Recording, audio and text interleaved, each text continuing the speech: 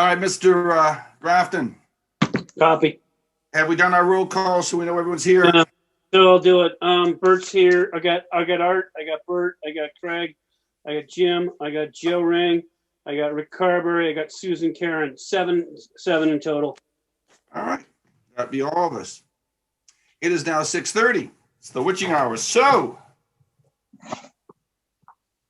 I would like to call the meeting of the Marshfield Conservation Commission on February 2nd, 2021 to order.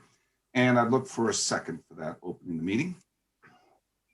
Second, Craig Hannafin. It's Grafton. We have a second from Craig. He is open. Okay, so just quick. I know I bore people with this all the time, but we'll just do it again. Let me adjust my camera here a little. I guess that's as high as it's going to go. All meetings will continue remotely until further notice. The 3 continuance rule is still in effect. Please mute until you wish to speak. We have 15 items again this evening to address, so please make sure your discussions are crisp and to the deliberation points for the commission. Modified Roberts rules are in effect. 5 minutes uninterrupted for the applicant, 1 minute for the administrator, 10 minutes for the commissioner's discussion. This is a closed discussion period only between commissioners unless you are recognized by the chair. Then we go to public comment, then we go to vote. Please address all your comments to the chair or the hearing officer. Pre-vote polls may be conducted to gain the perspective of the commission, and all votes will be conducted by roll call with each commissioner announcing their name and vote. I've said this many times as well, but after 2+ years of work, the 505 regulations have been disseminated, as I told at the last meeting, to the commissioners. The next step will bring them to the public. We are highly anticipating that to occur in March, and just please watch the website. There will be plenty of advance time for the public to see them. With that, I think I've finished my verbose comments that Commissioner Rick commented on, and we will now move to the meeting. Bill, are we doing the minutes for 119 this evening? Yeah, I'd like to. I got a couple comments back. I appreciated it. I had a good clerical one that Liz will pick up. Okay. Thank you very much, though. And then I duped up on Joe's name and John Rockwood. I think we're going to live with it for this one, and I'll fix it next time. Okay. The commission is satisfied with this. Any objections? Nope. No. Nope. Okay, then I would like to make a motion that we vote to approve the 119-21 minutes as we will say edited. Mr. Grafton? I'd like a second. As written, I think, because there were no comments. You want it as written. Okay, I'll strike that. As written. We'll look for a second. Joe Ring will second. Joe got the second, Bill. And we'll do a roll call vote. Commissioner Rick. Rick Carberry, yes. Commissioner Art. Art Loggy, yes. Commissioner Susan. Susan Karen, yes. Commissioner Craig. Craig Hannafin, yes. Commissioner Joe. Joe Ring, yes. Vice Chair Burt. Burt O'Donnell, yes. And Jim Kilcoyne is a yes as well. Bill, we're going to move forward with the 2-2 minutes as well. No, we're going to table those. Okay, we're going to table the 2-2-21 meeting minutes till the next meeting.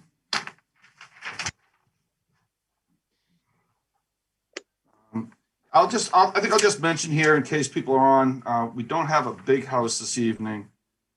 We've got 4 continuances. We'll do the ratification of the continuances later on in the meeting. But just in case you're here waiting for one of them, it's Adelaide Lot 9, SE 422893, Adelaide Lots 10 through 13, SE 422895, and Brewster 0. That is SE 422887. So those are all continued. We'll vote to continue them later on in the meeting. But right now, if you're on for those, they won't be heard this evening. That bill, I suggest we move on to the business items. You okay with that and ready? Yes. All right. Our first one, B1, is John's Sherman Estates. My recollection of this is I think we had a fair amount of the commissioners out 2-3 weeks ago at the site. I think it was a day. That would be a good way to describe it. We had a very nice meeting, clarified some topics.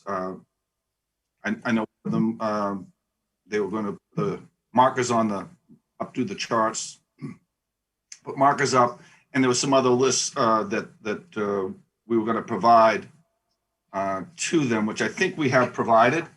And with that, Bill, I'll give you some moment for comments, should you like. Actually, what I've done is I scheduled this twice in January and I did not get any comments out. And then, or late January and early February. And I finally got the comments out the 31st and the 1st of February. Mhm. So they had them a little while. And I had a chat briefly with Paul Driscoll, the subdivision partner, and Greg Morris. And I didn't know if they were going to be coming forward or not. I didn't see any formal response, which is typical, but that's okay. I think Paul, Greg may be here. Okay, so who's going to speak? Greg, are you going to speak regarding this project? Sure, I can. Great. Greg, you have the floor. Help Hey, us Jim. understand why you're here today and how we can help you. Hey, Jim, a quick Yes, point Vice of Chair. order. I may be Yes, having, I may be having a mental lapse, but did we Yes, sir. vote to open the meeting? Yes, we did. Okay, sorry. Well, you know what? You did. I got Craig Hannafin as a second. Yeah, we did. Yeah, I yeah. thought you took a Now seven. you're making me question myself, Bert. No, I'm sorry. I'm sorry. If you think you didn't take a vote. No, we only did. I know Craig seconded it because I recall that she's All seconded. right. Great. Mr. Morris, would you be kind enough to let us solve this protocol dilemma for a minute? Absolutely. Okay, so I am going to make a motion again that we open the meeting of the Marshall Conservation Commission on February 6, 2021, and we would look for a second for that. Craig Hannafin, second. All right, Craig has seconded again, and we're going to fix this right now. Roll call vote, Commissioner Rick, Rick Carberry, yes. Mr. Hart, Art Loggy, yes. Mr. Susan, Susan Karen, yes. Mr. Craig, Craig Hannafin, yes. Mr. Joe, Joe Ring, yes. Monsieur Burt, Bert O'Donnell, yes. Jim Kilcoyne, yes. So we have solved that one way or the other. So we are now officially open twice or once, whichever way we want to look at it. But either way, Mr. Morse has the floor. Great. Thank you. For the record, Gregory Morse, registered engineer, Morse Engineering. Paul Driscoll, the applicant, is with us here as well tonight. As was just briefly read, back in December 4th, I submitted two things to the Conservation Commission. One, a progress report or progress letter updating you on the various outstanding items at the subdivision and an update on the orders of conditions, the conditions that remain to be done. Secondly, we also made a request for an extension of the order of conditions. The extension is an 18-month extension request. The order currently is set to expire in April of 2021. We requested 18 months to extend that out till October 21st of 2022. Following the submittal of that information in December, we conducted a site visit on a very cold day at the beginning of January.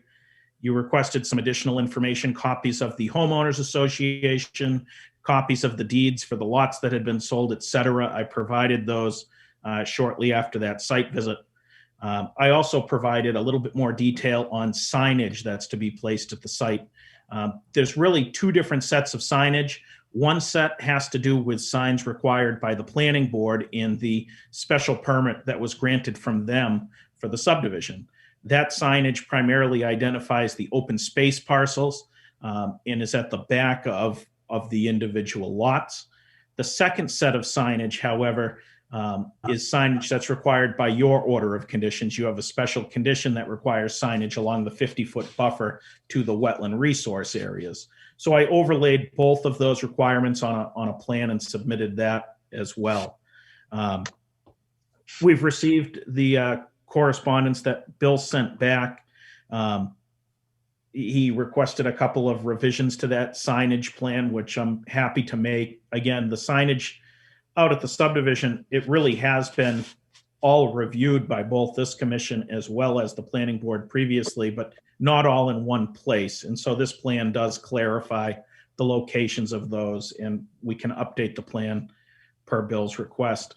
And then the spreadsheet that he put together, outlining the outstanding items that are conditions of the approval. We, as we outlined in our December 4th letter, there is work to be done out there.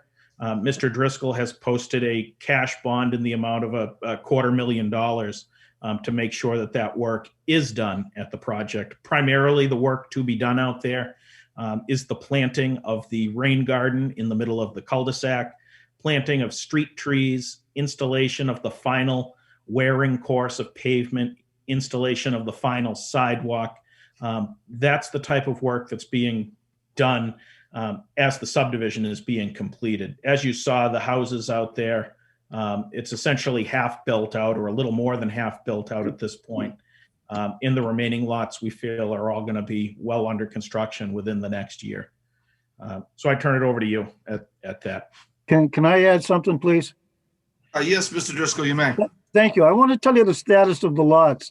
Lot 11 was conveyed a year ago and has not yet been constructed, although the excavation hole was made by the owner. And I believe that the foundation either was put in or is about to. But I also want to bring to your attention that there's 3 more lots, lots 4, 6, and 10, that have already been conveyed to private homeowners, but there has been no construction on them yet.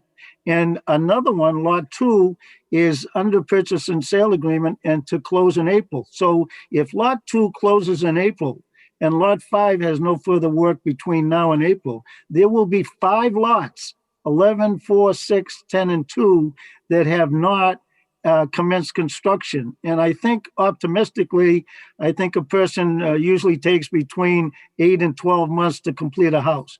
The reason I give you this background information is that when we requested the 18 months, it seems to me that that's the shortest period of time that it's going to take for us to get to the end of this project, having in mind that after all those houses are built, there are 2 lots, 5 and 7, the last 2 lots that haven't been sold. So it's during the course of the construction, and not by me, by the way, but by private builders, that we encounter situations like gravel on the street and those kinds of things.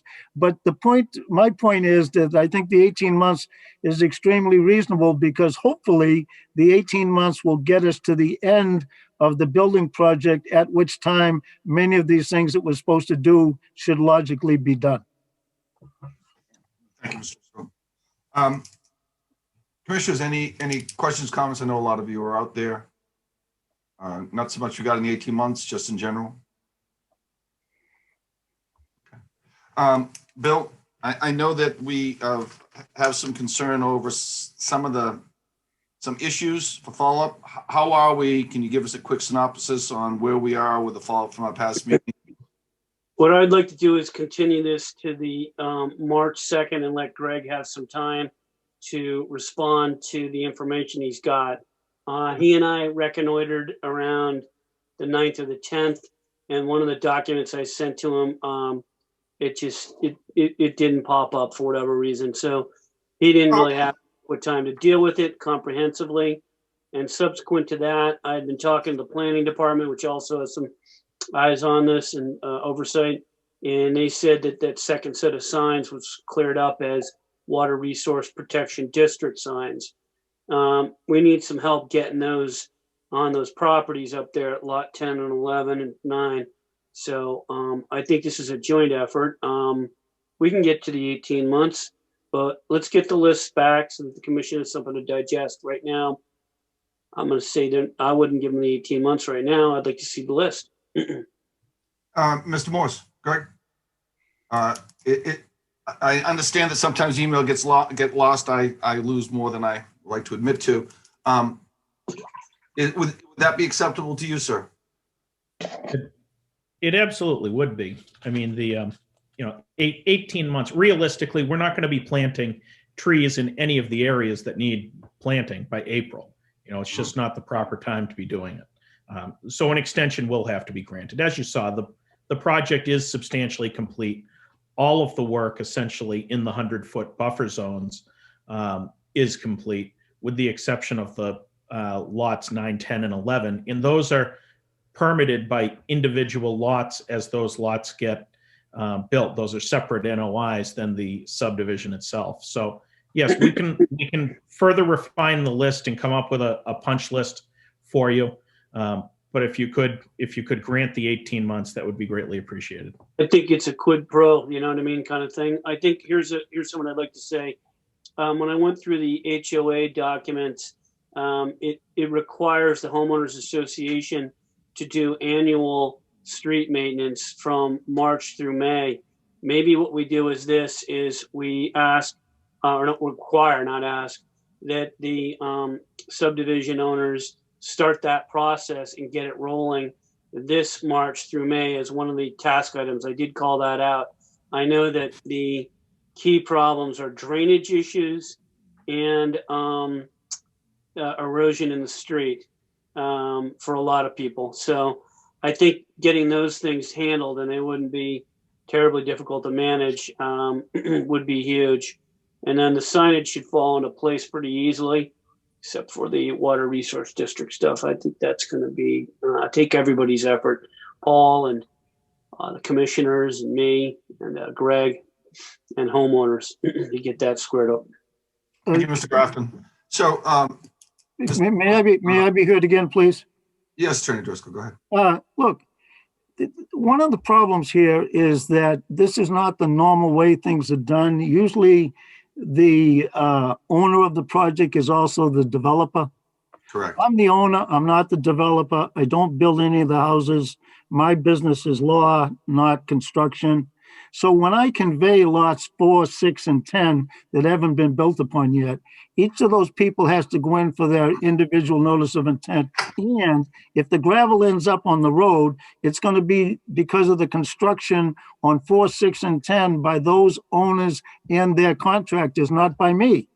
So I certainly am willing to assume what my responsibilities are, but since number 4, 6, and 10, and 11's already done it, but 4, 6, and 10, and 2, when they come before the Concom to get their notice of intent, it seems to me that the logical and fair thing to do at that time is to impose upon them the necessary precautions not to allow the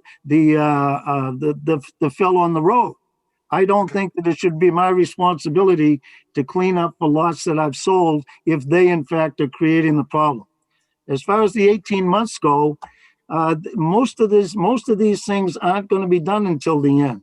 So I don't know why Mr. Grafton would think it's either fair or reasonable to condition the 18 months on something that most of which we can't possibly do between now and March.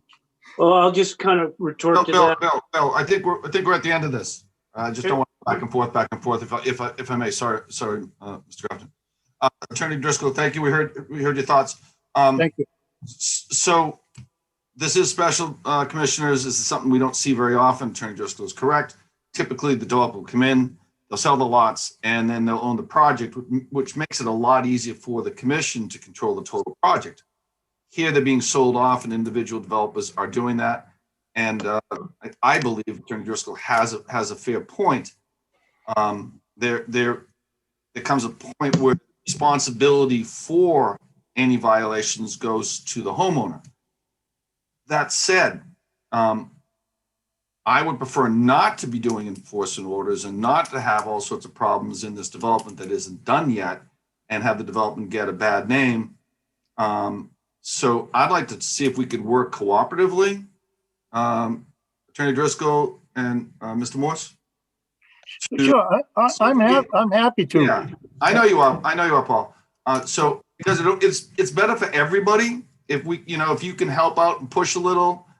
Greg, if you could get back to request that Bill had prior to our next meeting, so we can look at it and have a time to absorb prior to that.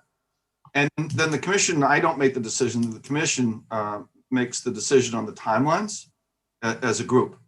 Hopefully that's satisfactory to all right now. You okay, Attorney Driscoll? I am. Let me just point out that lot 11, the one that was sold a year ago, the individual was digging his excavation hole and it created erosion on the street. Bill brought it to my attention. I went up personally and spoke to him. even though he's the owner of the property. And he cleaned it up and assured me he would. Well, that's the type of cooperation we can get here. And I know you're going a little above the grounds there, because he does own the property, but just making sure that makes your total project look good and it goes smoothly. It'd make it, I think, great for all sides. Get the extension, get these storm drains cleaned up, because we are getting some attention to what's going on there that will make the commission have to make decisions on extensions and actions. I'd like to throw out that increases the presence, Paul, by what you just did. So that is very, very much appreciated. Very much so. All right. So we'll move on from there if all parties are happy then right now. Thank you, Attorney Driscoll. Thanks, Greg Morse. Appreciate it. Thank you. All right. Now we're going on to Webster's Wilderness. This seems a very straightforward issue here, Bill, regarding the long process that we've been doing with them. The kiosk came in a while ago, great designs. If you could give a 60-second overview so the commissioners come up to speed. Sure. Like you said, over the summer, these signs were presented to the commission. They were pretty much proofed, ready to go. There's been some fine tuning on them, colors, etc., and it's going to be going to print soon. In the reality in the field, there are some trails that are actually being repurposed. One of them got a little away from me. It wasn't anything I would say is egregious. It was the blue trail on the Pratt Farm. So I just want to bring it to your attention. Basically, it was a small single track people often used. You wouldn't even call it a trail, but it's now a nice little trail and it's blazed out with blue markers. So it makes it much more enjoyable. It provides a round loop. I think it's a fantastic addition. I just want to make the commission aware. It was in the setbacks for sure, and it probably followed along existing areas that, meander through wetlands, because part of those trails are wetlands just by, the last 100+ years. Over in Webster's Wilderness, excuse me, we have a brand new trail. It comes down from the Adelaide cul-de-sac, travels through lot 14, makes its way and meanders along some water and the high tees, gets into the back 40 in a beautiful location. I sent you some pictures under snow cover. It's really an elegant piece of trail to walk, and it joins up with the existing red trail. So it was a repurposed, single track that partially goes inside the buffer zone to some wetlands. And we do have a chapter 505-10, I think D, I can't remember which one, exemption for public trails within buffer zones. And then the final area was the orange trail, which is a connector on the other side of the red trail. And it has a small spur that needs to be added. And there's really no cutting of any kind.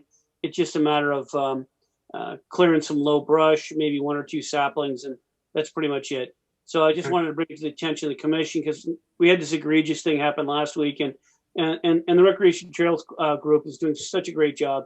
And I want to blaze the way where I can to make it better, because we're getting a lot of comments about the trails. It's really exciting times, and the commission is the stewards or have the care and custody of these properties, but the Recreation Trails is really making the things happen in the field operations. So I just want to make you aware of it, convey the message, and let you know that we have that underway, and find out if there's any need for any kind of permitting, because if that's the case, then we'll permit.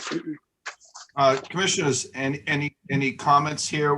What's in front of us is to ratify de minimis activity for the repurposing of the trail for Pratt Farm and Webster's Wilderness orange and yellow trails. Any questions or comments from the commissioners on this? You feel comfortable to move forward and take a vote?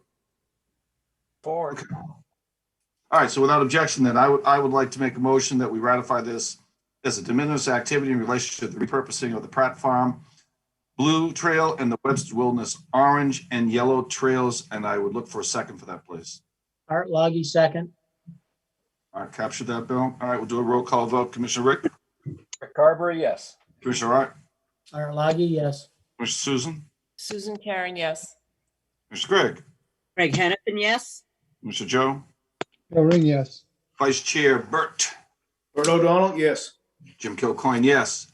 Okay, great. So we have that, and the trails look good. I know the recreational trails is doing a great job out there, and if they just keep an eye on some of those party sites, it'll be really appreciated.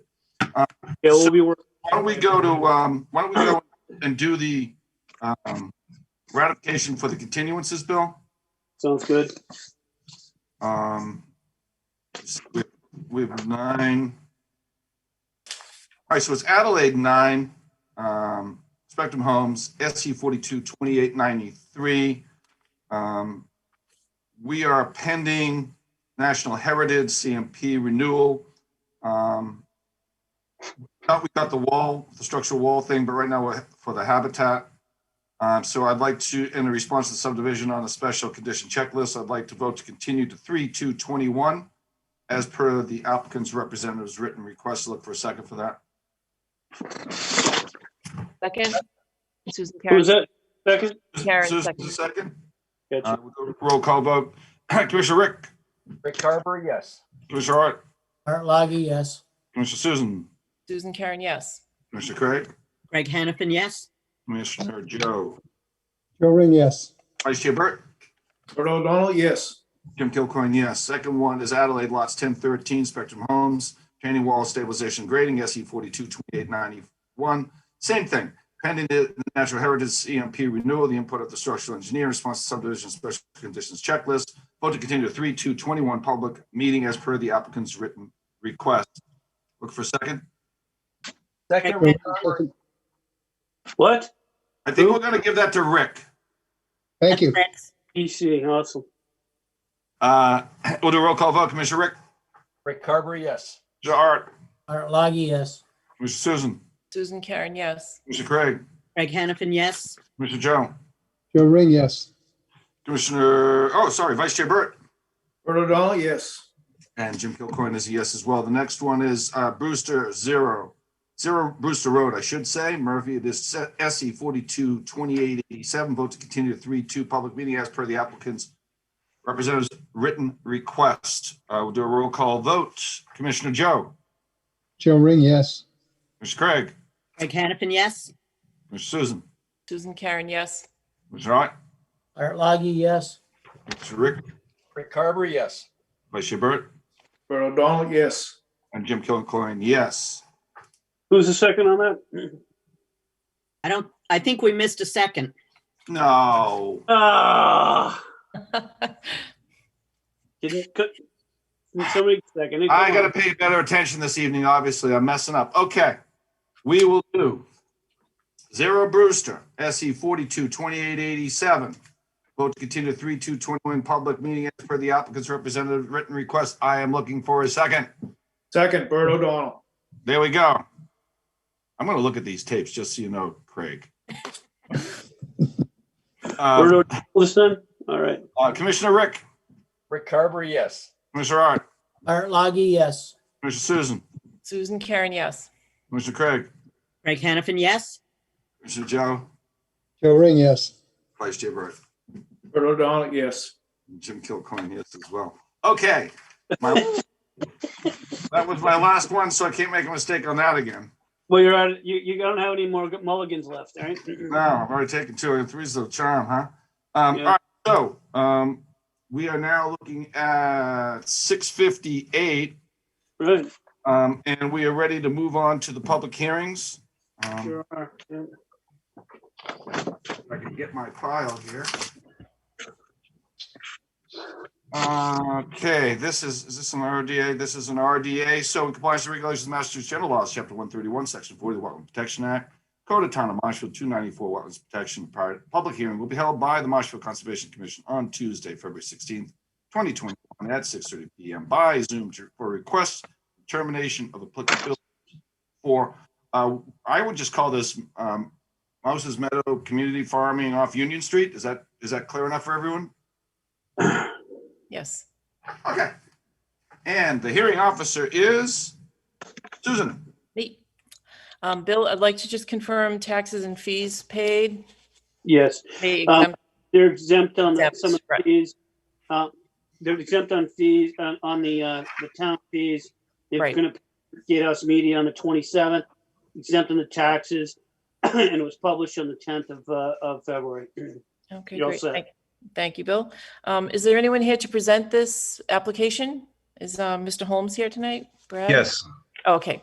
Hi, Brad. thank you. Hi. Thank you, members of the commission. Brad Holmes with ECR here for this RDA application. Along with me this evening is Lori Dowland from the Marshfield Agricultural Commission. We're happy to help with this project. We've submitted an RDA application for confirming that several agricultural normal maintenance and improvement activities don't require the filing of a notice of intent, and also gives the commission the knowledge of what's happening at Mountains Meadow. We've been out to the site. We've delineated wetland resource areas consisting of bordering vegetative wetlands. We've mapped those resource areas and shown their associated 100-foot buffer zones. The project occurs within agricultural fields and the community gardens, as you know. And what we're proposing is several agricultural activities consisting of a irrigation line to connect to an existing well, some brush cutting and some tree trimming along the edges of the agricultural fields, installation of a shed to house the generator associated with the well, improvement of an existing parking area where we're going to put down gravel with a sub base to minimize any impacts to that area and stabilize the existing parking spaces.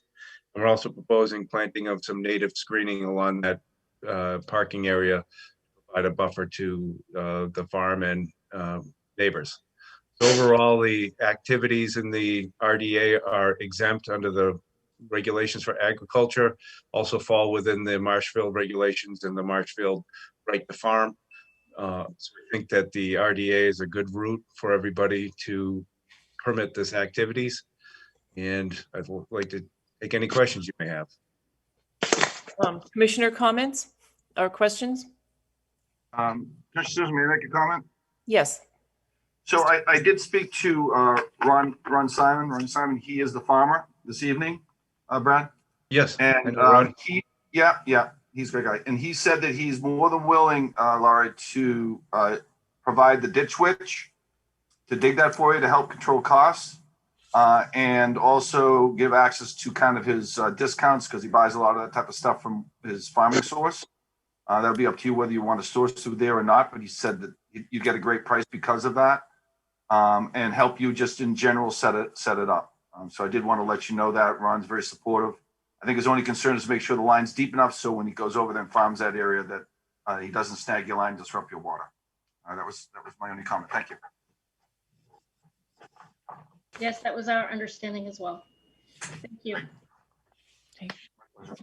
Any other commissioner comments? I just have one question for Brad. One of your possible plantings is the Thuya occidentalis. Aren't the deer going to decimate that out there? Possibly. We'll put the deer stand up close so that they They like discourage. arborvitaes. They do. Yeah. Brad, We haven't nailed down a specific, we trying to put a list of species that may be acceptable. We're somewhat limited for evergreens, native, maybe a variety, and but we included the species so that they're in there and they can choose from that list. Mr. Craig, just for fun, and Brad, can you tell me what that is? What is that? Thuja occidentalis? Yeah, what is that plant? It's the arborvitae. An arborvitae. Okay, thank you. That's the species that has been hybridized so many times with what we have as landscape arborvitae. Yeah, they get it mine too. All right, thank you. Sorry to interrupt. put in Eastern red cedars. They ate them, it's less than they eat. I just have, any more questions from anyone else or comments? I just have one question, Brad. I mean, clearly all the activities that that they plan to do are clearly exempted by the CMR 310 1004. But there is one, the parking area may require some feedback on concern from natural heritage endangered species. MESA filings are generally exempted for all of the activities proposed, but specifically the parking area, Bill and I were discussing this. I'm concerned that you might need to just get in touch with Natural Heritage to have them comment to make sure that you're exempt from the MISA review just for that particular activity. Sure. We've actually sent a copy of the application. We haven't heard from them yet. Oh, terrific. Thank you. So as soon as I do hear from them, we'll update the commission on that. Okay, beautiful. Thank you. If it helps with that at all, there's a map drawn by Warren Harrington back in the 70s that shows a parking lot in that location. So it's been there for a long time. That would help. I may need to call you on that if we have any Yeah, questions. if Laurie doesn't have it, I believe I have a copy of it. I might have it too, Brad. So find one of us. Liz can get it too if you want to just have her mind through our Mounts Meadow files. If that 70s has got it, Bert, then that would be really helpful. I don't have it. Okay. Well, that's great. I'm glad you're following up on that. Just any other comments from the commissioners or anyone in the public? Do we have any audience out there that would like to comment? Abutters? No? Well, seeing that and everybody is in agreement, I would like to make a motion to approve the project. And I would like to vote for a positive determination number 5 for the bylaw, a negative number 5 for the 2 state exemptions. That's the 310 CMR 10.02, 2B, 2D, and the 1004 for agriculture. And a negative number 3 with special conditions. And Bill, would you like me to read those or would you like? For you. Ensure best management practices and building codes are followed. Before commencing the work, obtain all subsequent permits, including Marshfield Board of Appeals and building permits. Provide confirmation that the Natural Heritage Endangered Species Program requires no further MISA review of permitting. You're underway on that. And then we got the feedback from Ronnie Simon, so that's all taken care of. That's out. See Conservation Administrator for conservation permits for work beyond the approved work activities. And that's it. Okay, thank you.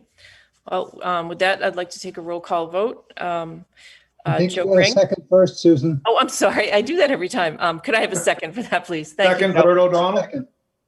It's Joe the second. Okay. Yes. Wait, that's Bert. I'm giving that to Bert. Oh, Bert. Okay. Second, Bert. Commissioner Joe Ring. Joe Ring, yes. Art Lagi. Art Lagi, yes. Craig Hannafin. Craig Hannafin, yes. Rick Carberry. Rick Carber, yes. And Bert O'Donnell. Bert O'Donnell, yes. Jim Kilcoyne. Jim Kilcoyne, yes. And Susan Karen, yes. Okay, Thank you very much. Okay. Thank you very much. Thanks, guys. Thanks, Brad. Thank you. Enjoy, Laurie. Good job. Thanks, Laurie. It was a Okay. nice application. We will now move on to our next meeting. I would make a note, it is now 7:07. And this is 675 Ocean Street. This is 675 Ocean Street.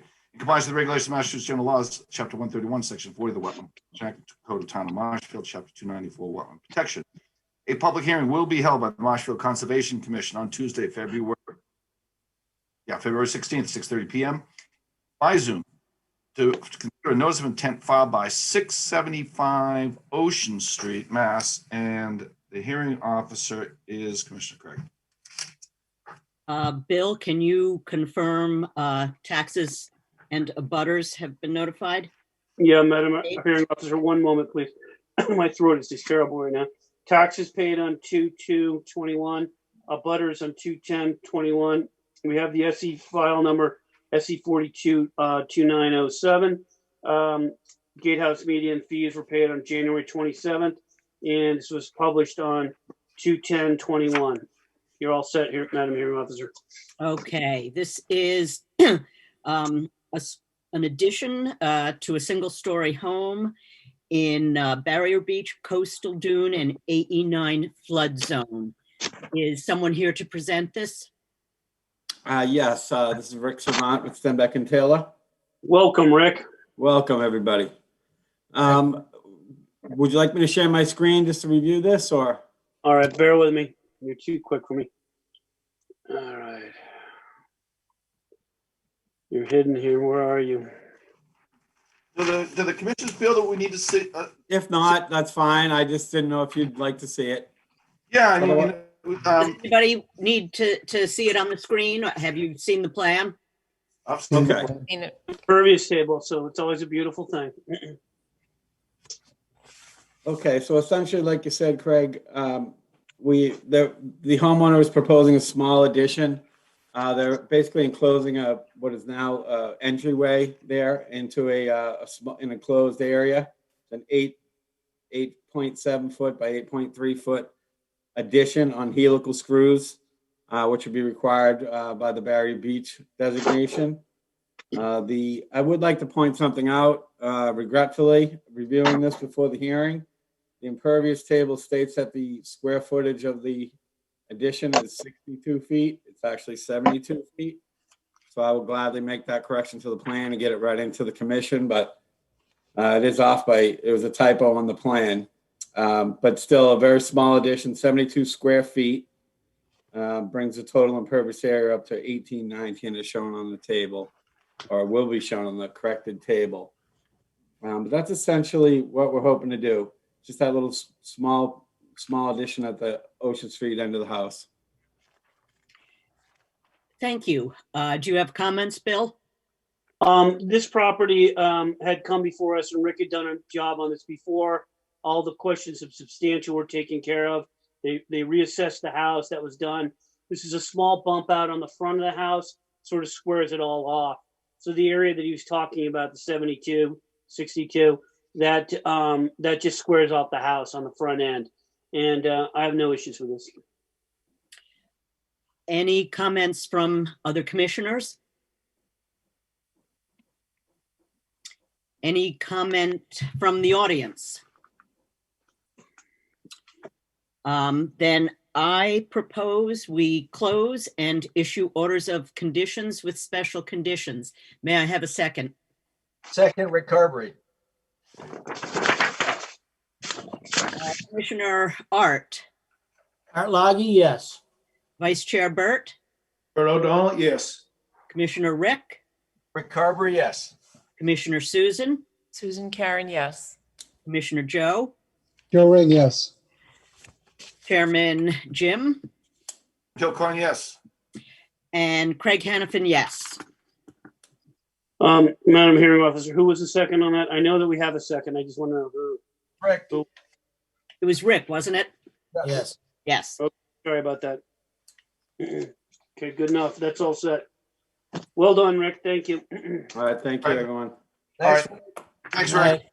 All right, so we move on now. Make a note it is 7:12. We're moving on to 710 Ocean Street. And this is not a continuance. Okay. In compliance with the regular Massachusetts General Law, Chapter 131, the Wetlands Protection Act, Code of Town of Marshfield, Chapter 294, Wetlands Protection, a public hearing will be held by the Marshfield Conservation Commission on Tuesday, January 16, 2021 at 6:30 by Zoom to consider 710 Ocean Street. And hearing officer Craig won again. It is. Bill, will you confirm taxes, fees, and abutters? Yes, taxes were on 2/2/21. The butters are confirmed as well. The file number 2906 is confirmed, and the fees were on January 27, 2021 paid, and it published on 2/10/21. You're all set, Madam Hearing Officer. Okay. This is a project to construct an extension of an existing ground level deck and a new 10 by 5 foot second story deck. The resource areas are Barrier Beach, Coastal Dune, and AE flood zone. And I think we have Rick on this one also. That is correct. For the record, Rick Savant with Stenbeck and Taylor, and pretty well covered it for me there, Commissioner Hannafin. We have a small extension to an existing ground level deck. 5.8 feet extension is what the applicant would like to do. This deck's about 2 feet off the ground. It will be on wood posts and a second story deck, 5 by 10 second story deck. And all these coverages are are actually correct on the impervious table this time. Actually, you shortchanged yourself on the impervious table. You bounce it all out, I think, Rick. It's okay. It does, yeah. We You kind of double dipping. re-added the driveway footage back in. But thank you for the impervious table. Any comments, Bill? No, that's good. Rick, you're getting 100% for getting these impervious tables on here. That's a huge, huge, huge help. Thank you. And as far as the project goes, I don't have any issues with it at all. It's a second story up top and it's an extension. This one's ready to go. Do other commissioners have any comments or questions? No. No. Anyone in the audience who would like to speak?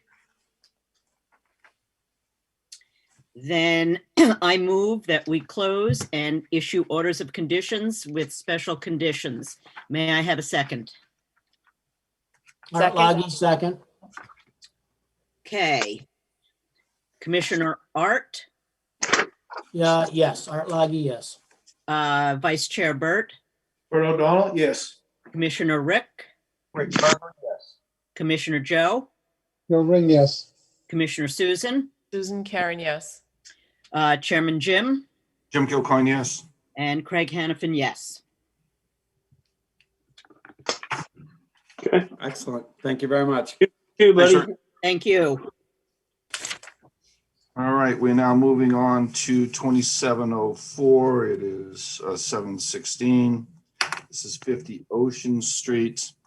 In compliance with regulations of Massachusetts General Law, Chapter 131, Section 40, the Wetlands Protection Act, the Code of Town of Marshall, Chapter 294, Wetlands Protection. A public hearing will be held by the Marshall Conservation Commission on Tuesday, February 16, 2021 at 6:30 p.m. by Zoom to consider 50 Ocean Street. And the hearing officer is Arthur. Okay, this is a request for an amended order of conditions. Bill, can you confirm the taxes paid, the butters notified, and the proper file numbers we have? Correct.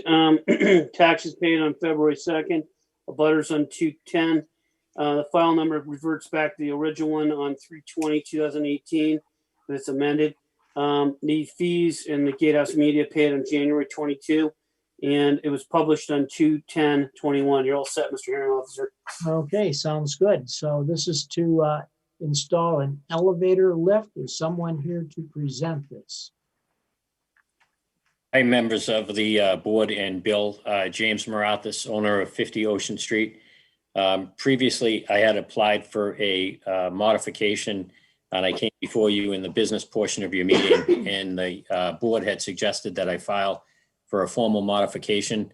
This is for the installation of a handicap lift requiring a 5-foot by 5-foot footing and then a building permit to install. I have submitted plans to the building commissioner. He, in turn, had me hire a architect to do structural drawings based on the FEMA guidelines, and that has been completed and submitted. Also, it's to install a shed. Previously, I had been before the zoning board, and I was directed to install the shed 10 feet away from my property line and 10 feet away from an existing structure. Steinbeck and Taylor prepared the plan, which we are presenting this evening, which shows the shed 10 feet away from the existing structure and 10 feet away from the property line. Recently, my house has been elevated. It's approximately 11 feet in the air.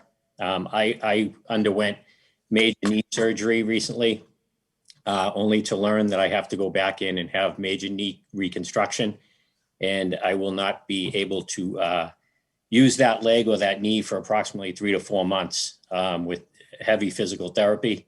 I also have a 92-year-old father who cannot come to my house because he's 92 years old and legally blind. And I'm putting this lift in to help with both situations. So your consideration is appreciated. Okay, thank you very much. Bill, do you have your comments? Let's see. So, all right. So, James, just to continue with our chat earlier today, we have a construction designed by an architect Tonus Architects. The building commissioner is going to require a structural engineer for the elevator. I don't know if you want that up front now or allow that to just pass through. He will have to do that at some point. Then let's see. There are a number of FEMA requirements that you're going to have to go through with the building department again. And the last thing I want to be clear about is these orders are going to expire in April of this year. So you got to carefully monitor that. You'll need to get an extension during a hearing if you need additional time. It's a $100 filing fee. You file a Form 7 and you get the extension. I note that Jack Sullivan is not involved. This is beyond the FMA grant. Is that correct? That's true. This is outside of the FEMA grant. The FEMA project has been closed out, and the elevation project for lifting the house has been completed. Do you get a closure document for that, Mr. Marathis? Well, I have an occupancy certificate. I haven't got a closeout document from FEMA because they haven't come out to do their final inspection as of yet. I think with COVID, things have kind of slowed down there. When you go for your as-built and for your certificate of compliance and everything through the Concom, it would be good to have that. Okay. I don't really have anything else. Okay, thanks, Bill. Any other commissioners?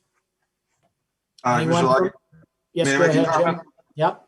Yeah, typically we don't do this because we've learned through time that having things that we have to chase people for doesn't work out well for us. But in this instance, I would be supportive of letting this go with wording it, Bill, something to the fact subsequent to all proper permits. We have an elderly parent. We also have a person that has immediate medical issues, and the quicker I think we could help those two, the better. That's the only comment, Commissioner. Yeah, this would, thank you. This would be in the condition, order of conditions. The stuff from the building department and so forth. So any other commissioners? Anyone from the public? Yeah, this is Rich McGinnis. I'm going to butter to this property. We support the lift 100%, but we have concerns about the shed.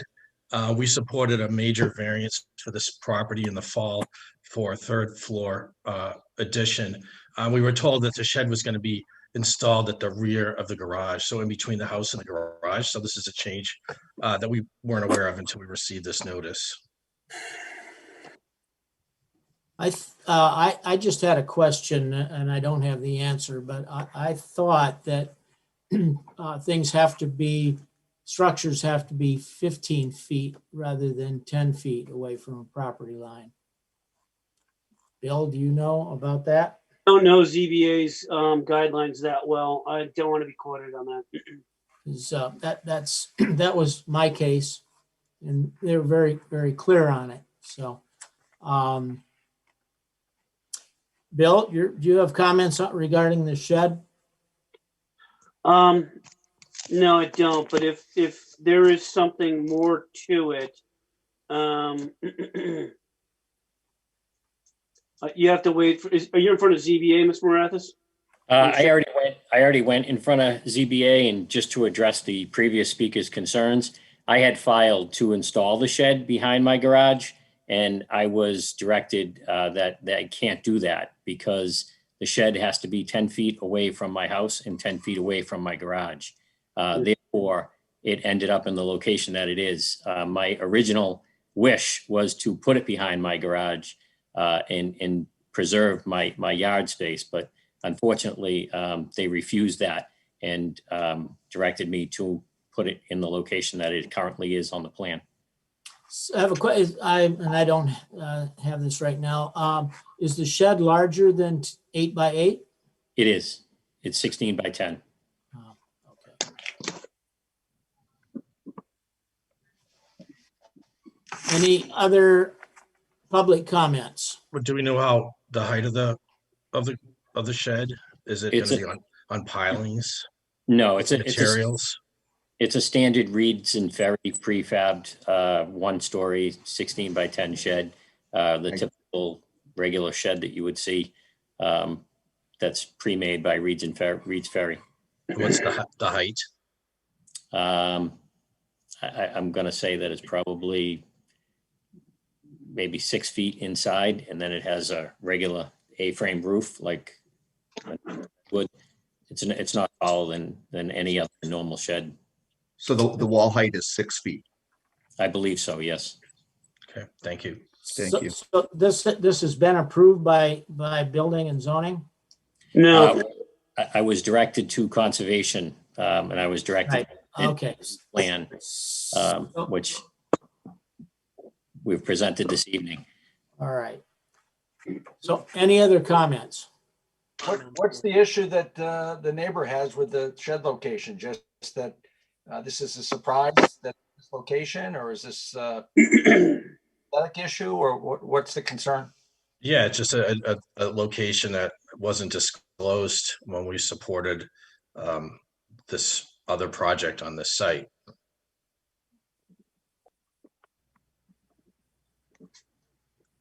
mean, do you have a specific ask? I'd like it to go where it was originally proposed, in between the house and the garage. And I know that's a tight space, but the decision from the ZBA said that it was something they would consider. So it sounded like there was a special variance given for the shed as well. If I could just address that for a moment, the zoning board of appeals would not allow me to put the shed behind the garage because of the proximity to the house and to the garage. It was pretty much dictated where the shed had to go, which is a result of the plan modification. And the really only thing that I'm asking for as far as the shed goes is just to put the 4 footings in that the shed is going to sit on. The only other thing I could do is put it on temporary blocks, but given the area that we're in up here and the fact that we get quite a bit of splash over, it wouldn't make much sense, I don't think. that's in an AO zone though, back there, right, Mr. Marathis, not the BE? That's correct. Okay, so you get a little overwash. Okay. So if we hearing any other comments? I have a comment. Who's it? Hold on a second. Who's the last guy? I gotta get his name and everything. 1 second. Music. John, yeah, I got John, but before you, John, who was the other fellow? There was no other fellow. I've been asking. Richard McGinnis. Yeah. Okay, got it. Go ahead, Mr. Cusick. Can you give your address, please? 12 Waterman. 12 Waterman. Okay, very good. The applicant is correct on the 10 feet for the shed, 10 feet from the property line, 10 feet from the garage. The 15 feet is for the main structure from the property line.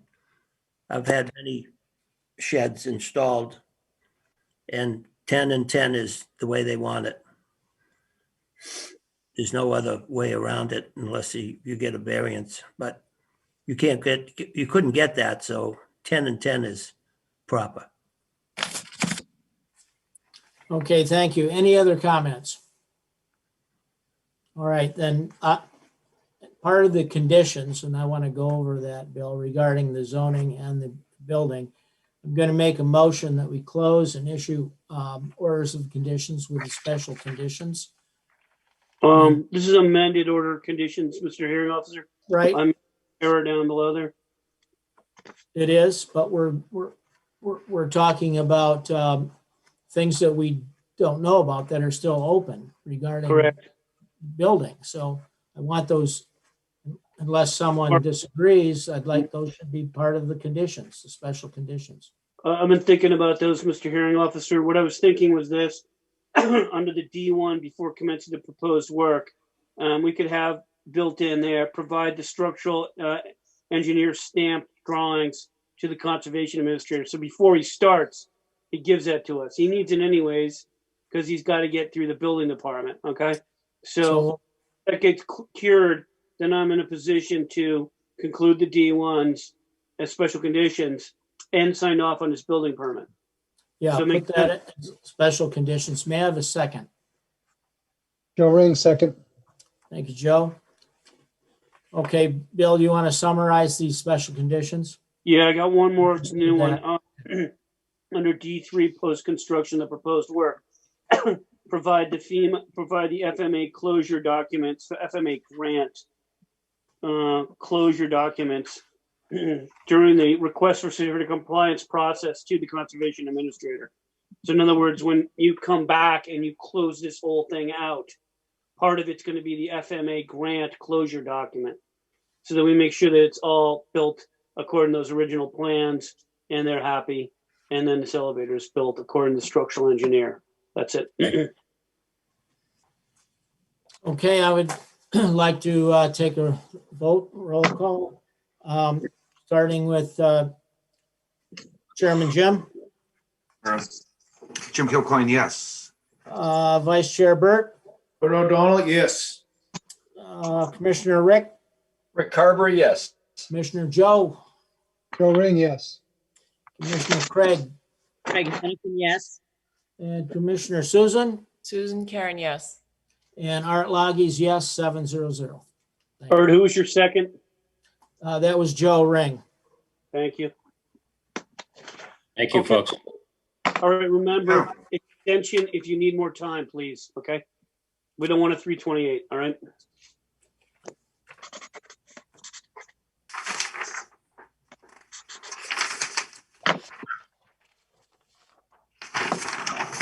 Okay.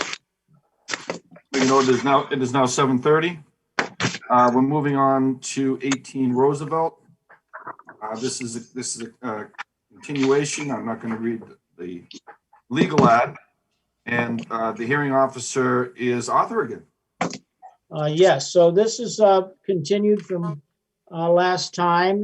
Bill and I have been in discussions with the applicant or the representative. So who's here to present this?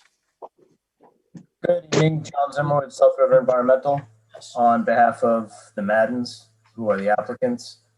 If you can remember, a couple weeks ago, we had a scintillating discussion on barrier beaches and building codes and piles and foundations. This is a request for an amendment to the existing order to a full foundation replacement versus the repair that was originally approved. Subsequent to our discussion, Bill had sent an email to Andrew Stewart at the building department. We did not have, any feedback from Mr. Stewart at the time of the hearing. So we continued the hearing to get some feedback and, get a little bit of direction from the building department as to what they were comfortable with. Mr. Stewart did provide an email back to the commission. He actually got in touch with Eric Carlson from the Department of Conservation and Recreation. And his email response to us was that they did not feel that this was a coastal dune and that they would be, quote unquote, absolutely fine with a full foundation, and that the replacement of the foundation would represent an improvement to the existing condition. He did mention the developed area surrounding the property and that all of the other houses in the area did have full foundations as well. So, based upon that information, it's our hope that we can move forward with an amended order for the full foundation with the flood vents. The existing foundation does not have any flood vents, so it would be an improvement to the ability of the property to function in a coastal storm. I think that was pretty much what we were waiting on. We didn't provide any additional site plans or anything like that. I did provide a letter summarizing Mr. Stewart's email and providing a little bit more information, which was submitted last week. Is there anything on the resource area you want to expand on, provide in concert with this project? With respect to the resource area, I would still contend, if the commission did find that it is a coastal dune, that the coastal dune is really not functioning to protect the interests of the bylaw or the act. It's not an elevated landform that's providing storm damage prevention, and it's also really not contributing to flood control either. So the proposed work, I feel complies with the provisions of the act and the bylaw. You know, and like I said, it does represent an improvement to the situation that's out there now. Yeah, I think we agree with that. I think, like so much of Marshfield, this is, according to the maps, is clearly a coastal dune. Whether we get into the details of trying to prove that, Right. I don't think we want to go there. So I think we're coming down to something we can accept. Yeah. If the other commissioners do, let me finish. But I don't want this to be a precedent just because this is on the map, this is a coastal dune. It may not be a functional coastal dune. And where I was going is a lot of Marshfield that are on the maps are what they're supposed to be or what they're classified at, but they're not functional anymore because so much has been done. And so anyway, if we accept the proposal, which I'm supportive of, but I want to hear the other commissioners and the public, that this is not a precedent setting stance, at least that I'm taking.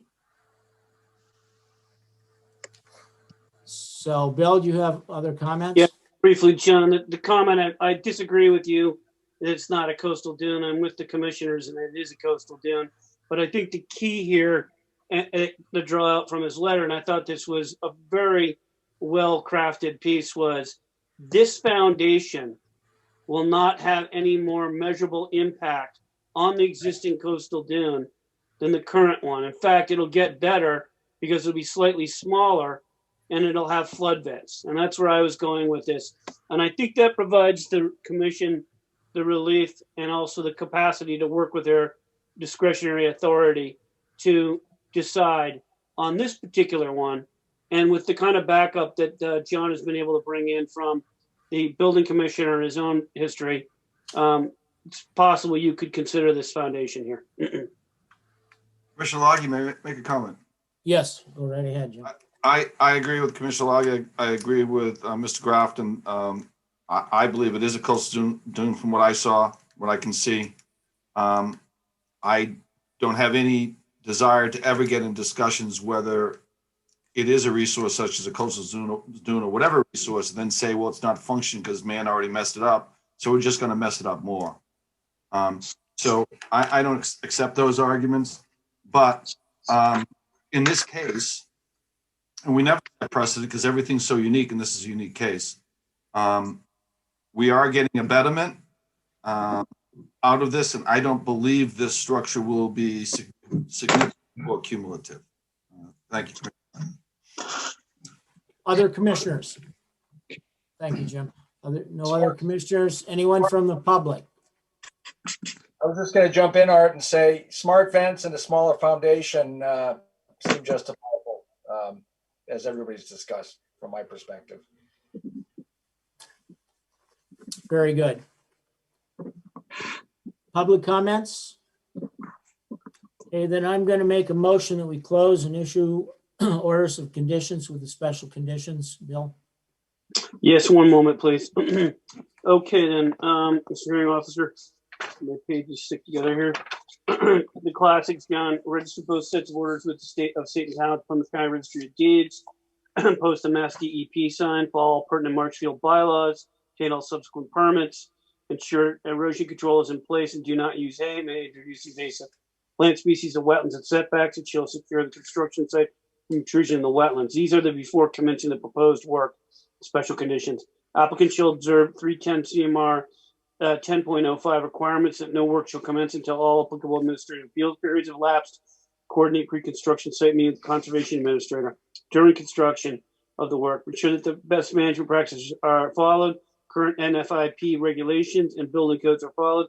Ensure that the footprint of the subsurface remains open or use pervious coverage only. Post-construction, provide an elevation cert. Ensure that the footprint of the subsurface remains open or use pervious coverage only. This remains in perpetuity. Okay.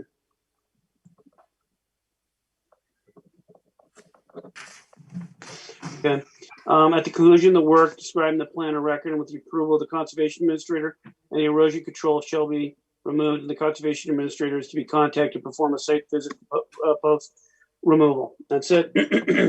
Okay, thanks, Bill. I did need a second on that. May I have a second? Second. Susan Karen, second. Okay, Great. very good. So I'm going to move to the vote. Commissioner Joe, Joe Ring, yes. Commissioner Craig, Craig Hannafin, yes. Commissioner Susan, Susan Karen, yes. Commissioner Rick, Rick Carberry, yes. Vice Chair Burt, Bert O'Donnell, yes. Chairman Jim, Jim Kilcoyne, yes. Art Loggy, yes, 700. Okay, John, well done. Thank you, Mr. Zimmer. Okay, we will now move on. We'll make a note. It is 7:39 to 196 Atwell Circle. It's a deck and a shed. This is a continued hearing, so I'm not going to be reading the legal ad. And the hearing officer is Commissioner Craig. I first want to note that I think at the last hearing, I omitted to confirm the taxes and fees and abutters. It's a rare time I'll disagree with you. I think you did, but I'll do it one more time, just for you. Okay. Taxes were paid on 1/20/21. Abutters on 2/1/21. The file number is number 2900.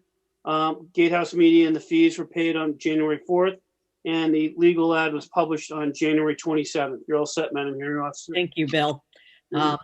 At the last hearing, we asked for the deck to be pulled back and the staircases reoriented and for conservation markers, and it appears that those changes have been made. Is there anyone here to represent the applicant? Yes, this is Greg Morse. Welcome, Greg. Thank you. For the record, Gregory Morse, registered engineer, Morse Engineering. I believe Molly and Joe Cavino are on the Zoom as well. As was just stated, this was a notice of intent to allow construction of a deck on the back of the house at 196 Atwell Circle, as well as construction of a detached shed. We submitted a revised plan after our first hearing. The revised plan pulled back the deck so that it was flush with the back of the house. It also proposed 6 conservation markers, 4 of them immediately adjacent to the wetlands in the back, and 2 of them along the side lot line, which is within the buffer zone. So we made the requested changes and submitted the plan. Do you have any comments, Bill? No, it seems to be the way. I would have liked 3. I did ask for that in the green and whites, but we'll take the way it's set up. Any other commissioners have comments? Nope. Nope. Anyone in the audience have comments?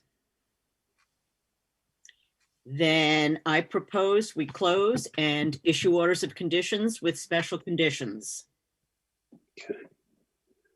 All right, you want me to read those off? Yes, please. Okay, Mr. and Mrs. Covino, before commencing the proposed work, register both sets of orders with the Plymouth County Registry of Deeds and provide evidence to the Conservation Office and post Mass DEP sign. Follow all pertinent Marshfield bylaws. Obtain all subsequent permits. Ensure erosion control is in place and do not use hay. Applicant shall observe 310 CMR 10.05 requirements that no work shall commence until all applicable administrative appeal periods have lapsed. Coordinate pre-construction site meeting with the Conservation Administrator. During construction of the proposed work, ensure the best management practices are followed. Current NFIP FEMA regulations, we don't have that on a deck.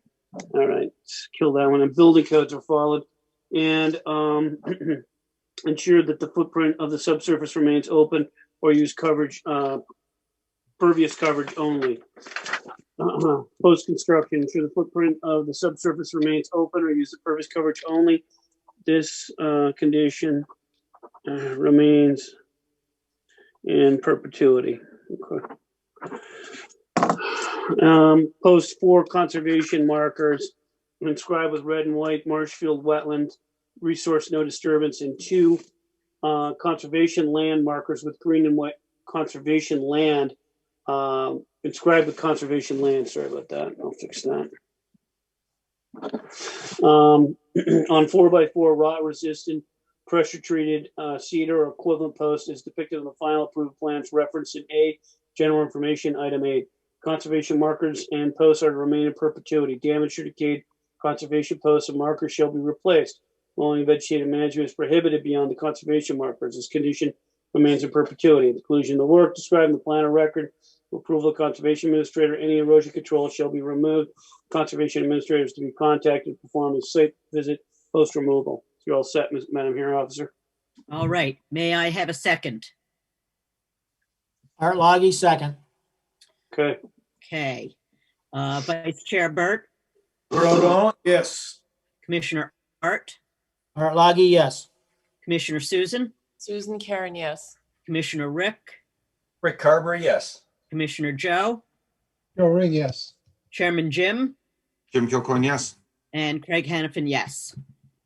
Thank you very much. Thank you. Thank you, Mr. Morse. Thank you. Mr. Grafton, thank you. Take care. Good to meet you. Okay. Okay. Craig, you're 3 to 3 on that. We're now moving on to 37 Constitution. We're at 7:45. This is a continued hearing. I will not be reading the legal ad. And hearing officer is Commissioner Rick. Yes, thank you, Jim. So this is a continued hearing from February 2nd. This is an NOI for raise and rebuild, a single-family home. Bill, can you confirm taxes, abutters, and DEP file number, please? Yeah, we did this before, but I'll do it again for you, just for you, Mr. Hearing Officer. Taxes on 1/20/21, abutters on 1/26/2021, file number January 29, 2021. Fees were paid on 1/19/21, and it was published on 1/27/21. You're all set. Okay, great, thank you. All right, moving right along. I think we had, this looked like a good project, but we had a short list of punch items that we kind of wanted to see updated on the plan. One was to make sure to refer to the updated floodplain, July 6, 2020 FEMA firm. Second was indicate the basement floor elevation to be up at a 10.4. Third was indicate that there would be no habitation in the lower level space, and to make recalculations on the impervious table on the final drawing. And as to the final drawing that we got on February 9th, it looks like all these things have been taken care of very succinctly. That is appreciated. Somebody want to add to my comments? Present the project? Sure, this is John Zimmer with South River Environmental. You did a great job, Rick. It's you summed it up nicely. It's basically we're scrambling a little bit with the site plan at the initial hearing, so there was definitely some cleanup work that needed to be done, and we worked with the surveyor to get those taken care of. All of the punch list items that Mr. Hearing Officer cited were accomplished, and we should be good to go with respect to the site plan. We did also show the differentiation between the AO and the AE zones. And just to reiterate that the project is going to result in about a 9% decrease in impervious area to make sure it's compliant with the zoning board regulations. It looks like the house is smaller, and you included the driveway, right? Yes. Okay. Thank you for getting that done. Comments, Mr. Administrator, from Bill? No, he take care of the business. We're all set here. Okay. It's nice to work with professionals, John. Really makes it easy. Might be an early night after all. So any comments from the public or other commissioners? Okay, hearing no comments from either side, I propose we move the project forward and close the hearing with special conditions. Bill, do you want to share those with us, please? Yeah, just read them off, and I'm not gonna. There's nothing really here. Are the Orioles online right now, John? Yes, they are. Okay, I'm gonna quickly run through this, Mr. and Mrs. Oriola, so that you can streamline the process when you get ready to build. Before commencing the proposed work, register both sets of orders with the Plymouth County Registry of Deed and provide evidence to the Conservation Office and post the Mass DEP sign. follow all pertinent Marshfield bylaws, obtain all subsequent permits, ensure erosion control is in place, and do not use hay. Applicant shall observe 310 CMR 10.05 requirements that no work shall commence until all applicable administrative appeal periods have elapsed. Coordinate pre-construction site meeting with conservation administrator. During the construction of the proposed work, ensure the best management practices, current NFIP, FEMA regulations, and building codes are followed. Ensure the footprint of the subsurface remains open or use pervious coverage only. Post-construction of the proposed work, provide an elevation cert. Ensure the footprint of the subsurface remains open or use pervious coverage only. This condition remains in perpetuity. Okay. Ensure that there will be no habitable space or utilities located below elevation 10.0 NAVD 88 as per the approved plans referenced in A, general information item 8. At the conclusion of the work described in the plan of record and with the approval of the conservation administrator, any erosion control shall be removed and the conservation administrator to be contacted to perform a site visit post removal. There you go. Excellent. Thanks, Bill. Thank you. Second. I move to close the hearing with the conditions as just read by Bill. Do I have a second? Craig Hannafin, second. Second by Craig. Thank you. Roll call vote. Commissioner Art, Art Loggy, yes. Commissioner Susan, Susan Karen, yes. Commissioner Joe, Joe Ring, yes. Commissioner Craig, Craig Hannafin, yes. Vice Chair Burt, Bert O'Donnell, yes. Chairman Jim. Jim Kilcoyne, yes. Thank you, Jim. And lastly, Rick Carberry, yes. So we're on our way. Good. All right. Cool. Thank you very much. You're on a All right. roll. Thank you, Mr. Zimmer again. I'll take it. All right. Good night. Woo! We'll make another note. It's 7:51. We're now going to move on to 35 Falcon Close. SC 422897. This is a continuation, so I will not be reading the legal ad, and the hearing officer is Commissioner Craig. Okay, thank you. So we, at the previous hearing, requested flagging of the wetland line on the adjacent property at 27 Falcon Close. And we also discussed a potential alternative siting of the pool. Given the plan and the flagging of the wetland, that sort of solves the problem because the 75 wetland setback moves out of range, and the original alternative is, to me, clearly preferable to the one siting it off the right side of the house. I want to thank Mr. Grady for providing both of those alternative plans to us. That was above and beyond, and it is appreciated. Do you have any comments, Bill? Now, I was just going to say, Scott Fernara, good job. Thanks for calling me and being proactive. We got the alternative A whipped into shape. I think Grady did a great job by going out, and they helped their applicant quite a lot by flagging. They actually moved what we call down gradient, so you picked up space. So that was a good thing, but they did that. So this is going to be a nice project for you, and we're absolutely certain this is the right place for it now. Do any commissioners have comments? Nope. Anyone from the audience? Hearing none, I move that we close and issue orders of conditions with special conditions. Okay. All right, Mr. and Mrs. Balboni, I'll read them to you so that you can streamline the process when it comes time to do this. And it's always good to be informed. Before commencing the work, register both sets of orders, state and town, with the Plymouth County Registry of Deeds, and provide evidence to the Conservation Office, and post the Mass DEP signs. Okay, all right. There we go. Follow all pertinent Marshfield bylaws. Obtain all subsequent permits. Ensure erosion control is in place and do not use hay. It may introduce invasive species into wetlands and setbacks. Applicant shall observe 310 CMR 10.05 requirements that no work shall commence until all applicable administrative appeal periods have elapsed. Coordinate pre-construction site meeting with conservation administrator. During the construction of the proposed work, ensure that best management practices and current building codes are followed. Ensure the footprint of the underground subsurface, undeveloped subsurface remains open or use pervious coverage only. Post 11 permanent conservation markers inscribed with red and white Marshfield Resource No Disturbance on 4x4 rot-resistant pressure-treated cedar or equivalent posts as depicted on the final approved plans. Reference A, general information, item 8. The conservation markers and posts are to remain in the perpetuity. Damaged or decayed conservation posts and markers shall be replaced. Mowing and vegetative management is prohibited beyond the conservation markers. This condition remains in perpetuity. You can come down to our office and pick them up. We'll give them to you for free. Post during the D3, post construction of proposed work, provide an elevation cert.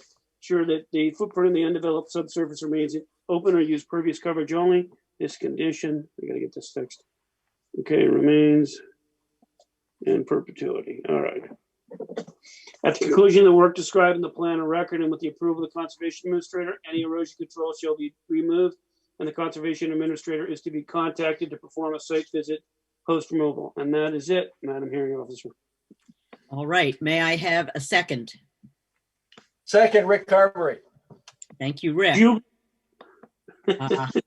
Commissioner Art, Art Loggy, yes. Vice Chairman Burt, Earl O'Donnell, yes. Commissioner Rick, Rick Carberry, yes. Commissioner Susan, Susan Karen, yes. Commissioner Joe, Joe Ring, yes. Chairman Jim, Jim Kilcoyne, yes. and Craig Hannafin, yes. One last thing, Madam Hearing Officer. Scott, nice working with you. That was really professional. Half an hour that we spent together there. Thank you very much. Thank you, Scott, and enjoy your pool, Mr. and Mrs. Balboni. Thank you. Thanks, Scott. Joe and Moira, congratulations. Okay, we're now moving on at 7:56. To South River Street. I may save some time here. This is a continuation, so I don't need to read the hearing. I'm glad, but I am in a copy of a letter dated February 16th. I'm Beck and Taylor regarding South River Street, 1-08-02, and I'll read the last sentence for the commissioners. A review of the proposed septic design does not clearly show the primary leaching area, avoiding unacceptable test pits, and this is not enough area for a full-size reserve area. Therefore, the Board of Health cannot approve the septic design as shown. Terry probably hasn't seen that. That's the only thing I was going to say. Have you seen that, Terry? I saw it at 5 o'clock. I did reach out to Gary. I'm not sure that he was aware that there are actually two sheets to the plan. Yeah. Because he and I went over this twice. Yeah, I got it late too. I probably got it the same time you did, Gary. He wasn't in a position where he was able to talk, and he apologized. I actually caught him on his way home because he was trying to get this out the end of last week. He was trying to reach out to me the end of last week and got crossed up by the holiday. He and I had gone over this back in December before we filed it with you and with him. There is a second sheet. Not sure he was aware of it. I can take comments from the commission on it. If you have in fact looked at the plans, I don't see the location of the system changing. And he and I did cover that, but what he's looking for is that second sheet that shows the conventional septic system in reserve, because we're the ADSR. So if there are comments, I'd be happy to take them now, and I'm going to be circling back with Gary tomorrow, and that may in fact save some time 2 weeks from now. Thank you, Terry. I'm going to turn this over to Vice Chair Burt. He is the hearing officer for this project. Yeah, just to confirm, I guess it was continued, but confirm bill taxes, abutters, and DEP. Yeah, let's start off fresh. So, Mr. Hearing Officer, taxes were paid. I've got the butters on 2-1. I got the file number on 2-2. Gatehouse Media and fees were paid on January 6th, and it was published on January 27th. You're all set, Mr. Hearing Officer. Okay, thank you. Terry, do you want to start from the beginning? I realize we have the discrepancy with the septic, but we may as well look at everything else as well. I'll be really brief. And if Bill will allow me to share my screen. Certainly.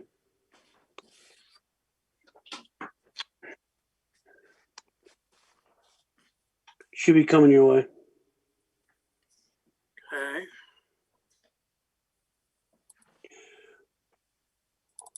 Okay, looks like I've got it. Okay, if everybody can see what I've put up on the screen. This property is a vacant property just south of 1210 South River Street, where we had permitted a house about 4 years ago. And what the applicant is looking to do is to put a 3-bedroom house kind of up in the front left corner. The line was delineated by Brooke Monroe last June. And what we're showing is basically keeping all of that development and disturbance into that front corner. And we're proposing that house be actually placed on concrete piers to help direct runoff towards the wetland. There'll be a small garage out front, which will be on a slab with a short paved drive coming in from South River Street. We're showing grading stopping at the limits of the 50-foot buffer. And in fact, we're showing 13 markers paced off every 20 feet on center along that 50-foot no disturb line, along with the erosion control barrier, which will actually hook in a little closer to that. The system will be located in the front left corner. I'm going to blow this up just slightly and move it. And in that area towards the front, we will be bringing in for that septic system in that area about roughly 6-7 feet of fill. The system will have a roofing membrane, rubber roofing membrane around it, as is allowed by Title V, but I'll let that deal with Gary tomorrow. The house itself is just outside of the 75-foot buffer. And again, by being up on piers, it's going to allow runoff to make its way down to the wetland in its natural drainage pattern. We're showing a grade to drain swale along that stone wall, again, to not send runoff back at the street or at the property to the north, 1210 South River. That grade to drain swale is going to be just on our side of the wall, wrapping around. And the area in between the house and the 50-foot buffer will be planted with grass. We're showing a small deck and patio off the rear of the house, again, outside of the 75-foot no disturb zone. And that's pretty much it. Thank you, Terry. Bill, would you like to Yeah. comment on the wetland line? Okay, so for the commissioners who've been here, it'll be Art, Jim, and Bert. The other property he's talking about is above it, okay? And that is the Fapiano property. That was 1210 South River. And as we know, that this area was heavily delineated, and the line that you're looking at, the Brooke Monroe line here, was delineated by Brooke Monroe slightly differently back in about 2018, I think it was, January 11, I believe, 2018, from what I saw on the plans. And there were questions I had in the vicinity of these flags here, 17 and 16. They were different. They started over by where, go towards 21, yeah, right that direction. You got it. So flag, yeah, that flag 21 would have been the start flag. 20 would have been 1. You get the idea. It goes in the opposite back in the 2018. And I thought that between flag 16 and 17 on this line over to the stone wall, there was a possibility that the wetland line would change due to the fact that there's an abundance of high bush blueberry, red maple, and other wetland indicator species. And the time in my notes also indicated there were signs of hydrology. About where the word parcel I13-08-02, there's an area that ponds heavily. So this area is wet. It's been altered. You can see that by the flat contours. We can also find that there's a berm roughly in the vicinity of this flag 15 and 16. So this area has been altered over time. And I think that the wetlands, that's not anybody's fault, it's just what happened, need to be looked at again somewhere in the vicinity of 16 and 17 over maybe at about a 10 to 12% angle towards the stone wall over there. So that's my read on it. I'm finding that the wetlands lines look slightly different between Brooks 2020 and our 2018 line. And I'm trying to think what other comments I have. We know about the Board of Health. They're looking at this. Hang on, it's better to get it all out at once. This is an undeveloped lot, so commissioners 505-10B, no structure inside the 75 and no disturbance inside the 50 applies. And that's sort of it. I think that's it in a nutshell. Okay, thank you, Bill. Terry, I had a couple other questions. The two sheets show two different septic systems, correct? Yeah, and that's required. That's part of Gary's question. We're required by Title V to show, because we're using the ARC-36 plastic chambers, you're required to show that you can lay a conventional field, which in this case would be almost the same size, in the same location. That's why you have two sheets in there. It says, second sheet will say, let me see if I can get it up on the screen real quick. It says conventional, and I usually put a note on there, not for construction, because it's, yeah. Basically, it's showing that because they consider the ARC-36 chambers, for whatever reason, even though everybody uses them, they consider them an alternative treatment system. So we have to show a conventional size system. And it's actually turns out to be the same size. Yeah, the only thing that struck me, and I may be way off on this, but the septic tank on the design you're actually going to use, isn't the tank required to be a certain distance from the house? We're actually up on piers. So if you think of someplace like Hummerock, we do a lot of new construction and repairs on Hummerock, and you can actually put the septic system underneath the house. If you're up on piers, you're above the ground. We're not enclosing any space underneath this house. So this house will sit roughly between 4 and 6 feet off the ground. So it'll actually be up on concrete piers with just maybe some trellis around it for decoration. So you can put the tank right up against the house. You could even put the system underneath the house if you have it. Okay. Good. So that's what driving is driving having it on piers. Correct. Okay, thank you. Sorry, Bert. Go ahead, Bill. No, are you on this page here, or do you want to? I want to go to the other page and look at the wetland delineation line.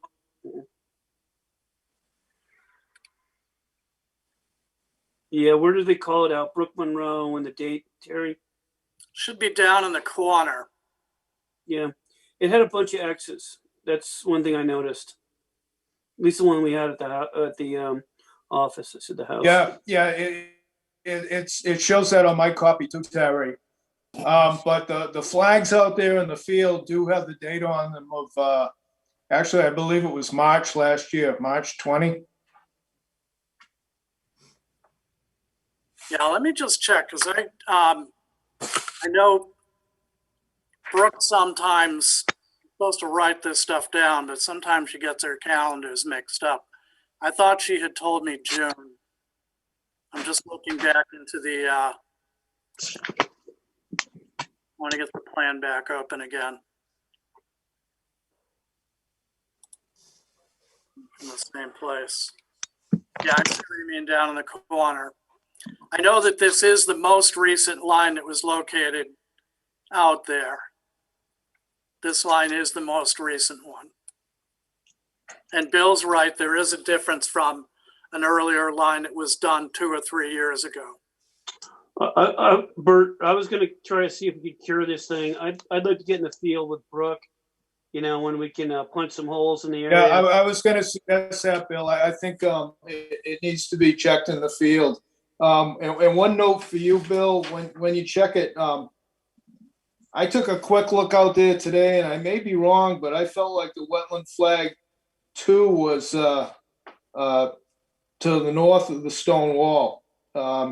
It shows it here being a little bit to the south, so just take a look at that.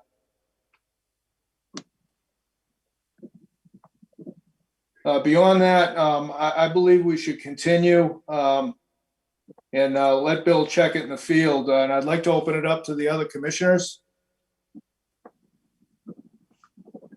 Sounds right. Yeah, makes sense.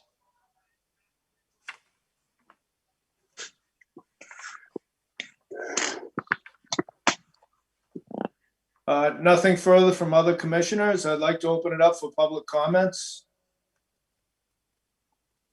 Hi, this is Lori Fopiano at 1210. I guess this question isn't really related to conservation, but I'll double check. Terry, the property, the proposed building looks awfully close to the rock wall. Does it meet the zoning requirements? Yes, it does. It's, let me get it back on the screen here. Yeah, up in this corner, it's, because we're in an R1 zone, we have to be 20 feet off, and we're actually, Terry, you're not showing. yeah, we do just meet that 20-foot setback, though. Is that the house or is that the To the house, up here where it shows the 108. Terry, Yeah. we're not seeing it. not We're not- showing? You have to refire. Why Okay. don't maybe I'll invite you. Let me just, now, let me reshare. Hold on. Okay. Yeah, up in this corner, we do meet that 20-foot. The sideline setback is 20 feet, and we do meet it to the corner of the house in that location. And what about the stairs? That doesn't matter? The stairs don't matter, nor does Okay. nor does the patio. Anything that's a stoop or stairs don't matter because they're required for access.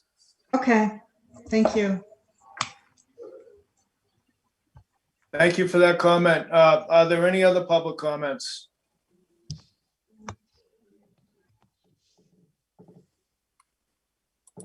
I hear none. In that case, I'd like to make a motion to continue the hearing. Terry, do you have a date you'd like to continue to? I think it's going to depend on weather with Bill and Brooke being able to get out there.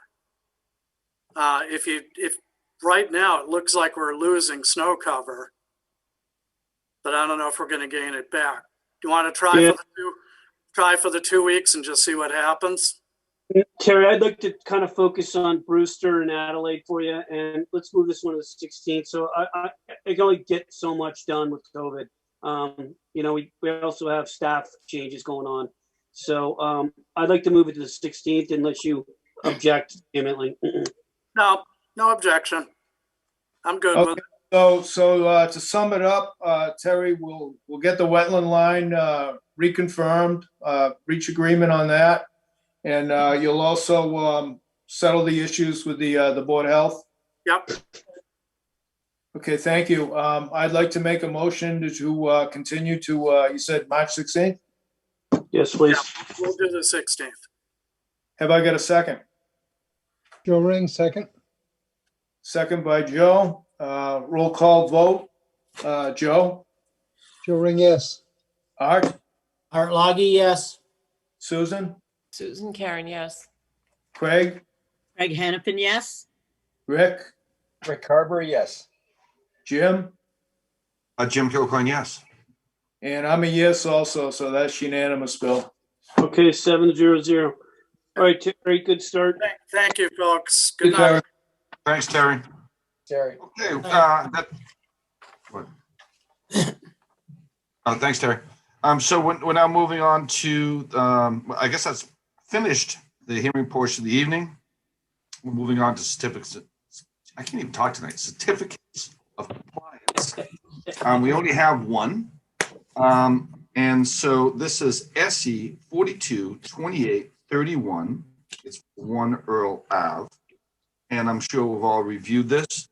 I'd like to make a motion without objection to approve a possible compliance, noting that the barn actually was never constructed. So it's a pretty easy one to get. Could I have a second on that, please? Art Loggy, second. Okay, you get that, Mr. Grafton? I got it. Okay, we'll do a roll call vote. Commissioner Rick, Rick Carber, yes. Commissioner Art, Art Loggy, yes. Commissioner Susan, Susan Karen, yes. Commissioner Craig, Craig Hannafin, yes. Commissioner Joe, Joe Ring, yes. Vice Chair Burt, Bert O'Donnell, yes. Jim Kilcoyne, yes. And so with that, I've accepted that certificate of compliance. And without further discussion, make a note that it is 8:15, about an hour and a half shorter than normal. So nice job, everybody. And I would like to make a motion that we close the Conservation Commission meeting for February 16th, 2021. And I'd look for a second.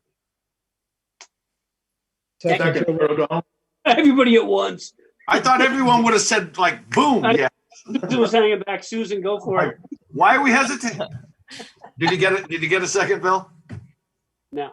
I would have been like, that was like a Give it scroll. to Bert. Give Let's it to go. Bert. We're giving it to Bert. Bert? All right, Vice Chair. Bert seconded. All right, roll call vote. Commissioner Rick. Rick Carber, yes. Commissioner Art. Art Loggy, yes. Commissioner Susan. Susan Karen, yes. Commissioner Craig. Craig Hannafin, yes. Commissioner Joe. Joe Ring, yes. Vice Chair Burt. Bert O'Donnell, yes. And Jim Kilcoyne is a yes as well. So the meeting is officially closed. Good job, everyone.